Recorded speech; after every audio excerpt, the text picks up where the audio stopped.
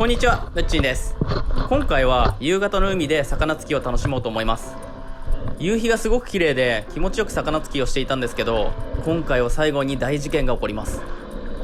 それは後のお楽しみとして、まずは魚釣りをご覧ください。それではポイントに向かっていきましょう。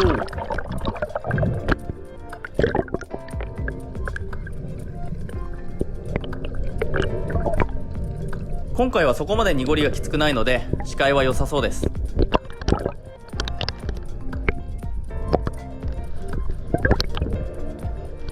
おー、小魚がいっぱいいますね。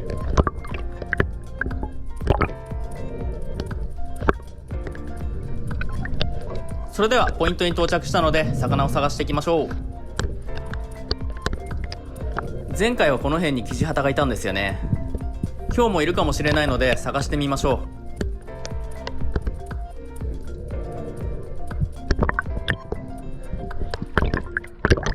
すると見えづらいんですけど、この辺に大きなキジハタを発見しました。狙っていきましょう。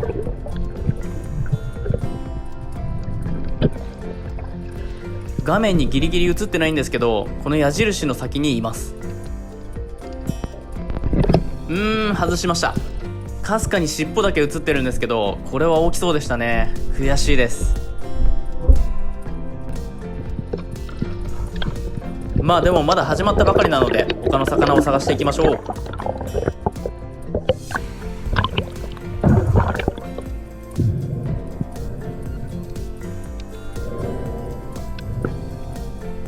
するとこの辺からクロダイが顔を出しました。わかりましたかね。ここにいます。40センチぐらいのいい個体だったんですけど、すぐテトラの中に逃げてしまいました。いつもこの辺で見かけるクロダイは結構警戒心が強いので、なかなか狙うのが難しそうです。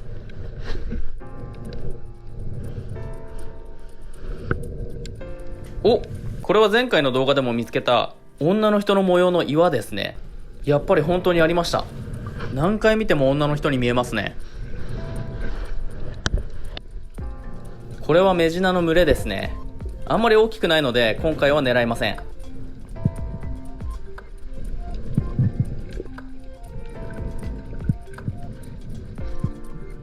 するとここでめちゃめちゃでかい石鯛を発見しました。見えづらいんですけど、大きい石鯛がお腹をこっちに向けて上に生えている海藻を食べています。できる限り静かに近づいていきましょう。気づかれてはいないんですけど、ちょうど食事を終えてテトラの中に入っていきました。するとこっちから別の石鯛が現れたので、こっちに狙いを変えようと思います。ヒット。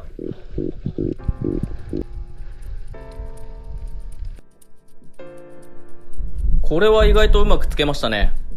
狙ってたわけじゃないですけど嬉しいショットでした。でもね、さっき見かけた石鯛は本当に大きくて、この石鯛の2倍ぐらいはあったので60センチ以上あったんじゃないかなと思います。でも1匹取れただけでも良かったです。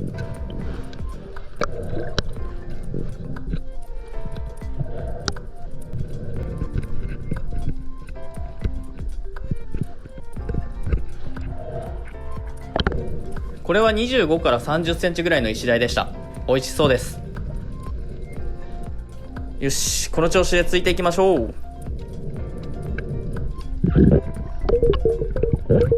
ここでそこそこ大きいメバルを発見したので狙っていきます。これは刺さらず。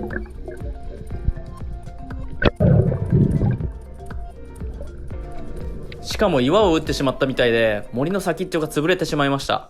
これはショックですね。これで小さい魚を狙ってもなかなか刺さらないと思うので、できる限り大きい魚を狙っていこうと思います。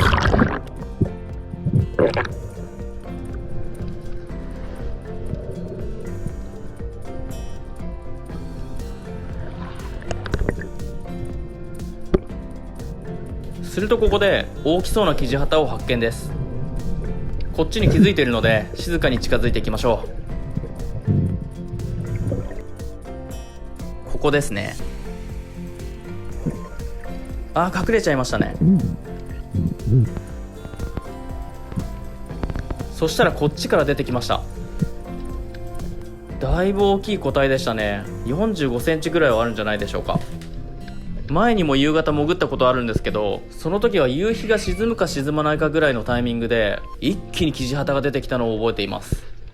今日もそろそろ夕日が沈む頃なので期待できるかもしれませんね。これが夕間詰めってやつなんですかね。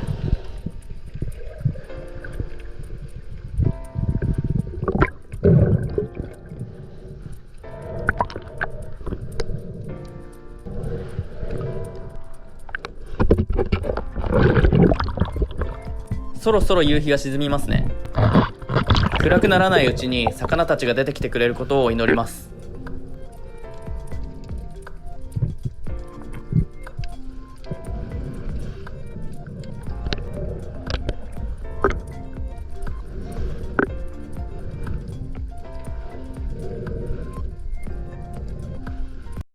するとここから本当にキジハタたちが顔を出し始めました。早速見つけたので潜っていきましょう。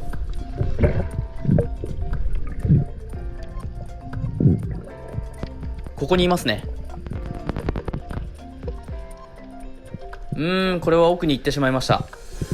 この後もちょっと待ってみたんですけど出てこないので他を探していきましょう。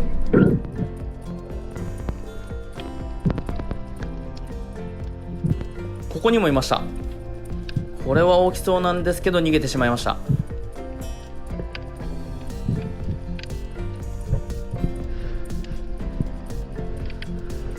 視線を先にやるとここにもいましたね。取れるか。当たった気がしたんですけどね、これもダメです。もう暗くなってきて時間がないので焦るんですよね。今度は冷静に行きましょう。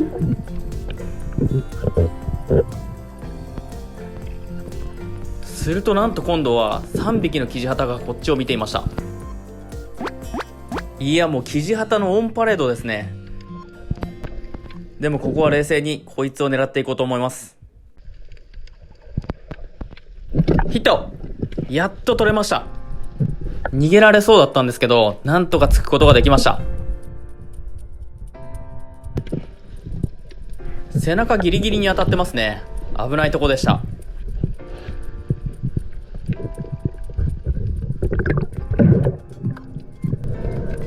ついた時は大きいかなと思ったんですけど30センチちょっとの個体でしたね。煮付けにしたら美味しそうです。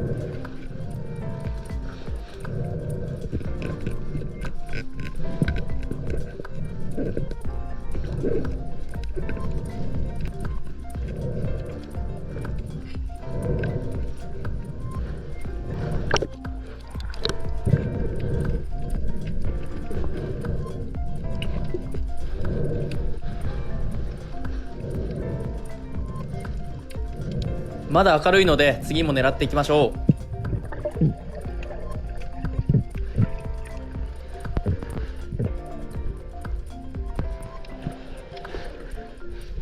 今度はここにいますね。ここです。ちょっとずれました。映像ではなかなか伝わらないと思うんですけどもういろんなとこから顔出しているのでモグラ叩き状態ですね。もう日が沈むので早く撮りたい。ここにもいました。これは大きそうです。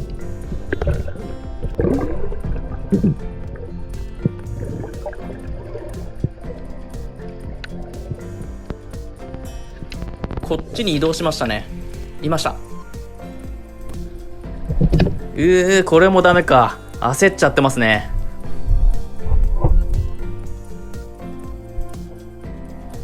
もうちょっと冷静にいかないと。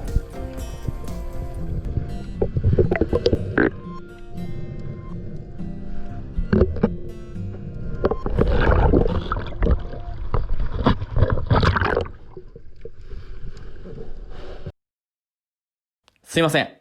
ここでカメラのバッテリーが切れてしまいました。